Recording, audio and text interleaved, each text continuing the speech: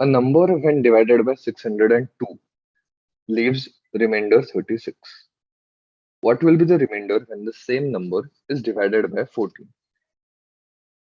Now, from the first sentence, we can assume the number to be n, and we can write down the equation as 602q plus 36 because we have a remainder of 36.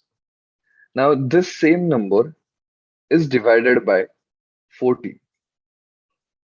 Okay, so 602q divided by 14 will find out the remainder, and 36 divided by 14 will find out the remainder.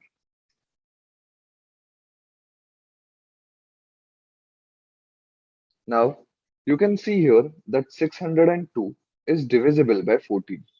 We can divide it completely, it becomes 43. So therefore, the remainder from this part will be 0. Now, the remainder from the next part, 36 divided by 14. Now we know 14 twos are 28. That means the remainder from this part will be 8. And the middle sign is plus. So therefore, the remainders will get added up. So 0 plus 8, your final remainder will be 8. Option C.